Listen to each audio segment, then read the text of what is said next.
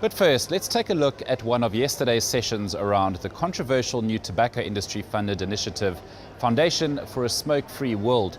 We found out more from some of the speakers. The foundation really involves the key tactics the tobacco industry uses to secure political influence: recruiting allies and coalition building, weakening and fragmenting public health, reputation enhancement, and creating a favourable evidence base that purports to be independent.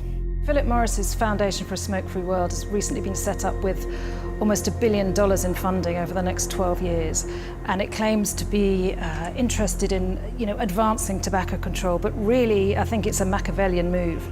If you look through its corporate affairs documents that have recently been leaked, what they're doing through this foundation is actually entirely consistent with its political strategy. What we know historically of its attempts to manipulate science and its long history of scientific fraud.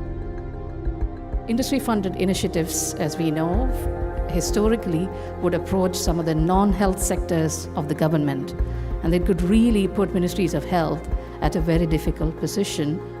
It distracts the tobacco control agenda, particularly in developing countries.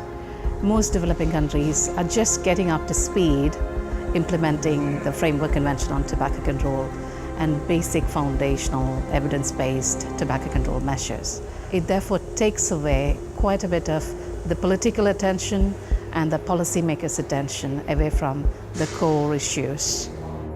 There are two smart things that developing countries can do as a strategic response to industry-funded foundation. Put in place laws that safeguard tobacco control policy making from any industry-funded initiative. It's also a great opportunity to enhance the scope of advertising bans that we have in some of our countries to regulate corporate social responsibility initiatives.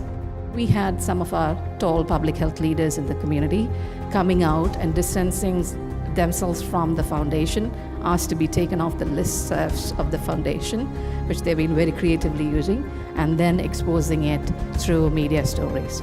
We need a marketing campaign to really communicate globally that this is not part of the tobacco control movement, regardless of who heads this up or what Philip Morris are claiming about it, that really this will be detrimental to tobacco control and to efforts to reduce tobacco use, and to call on people to reject this funding.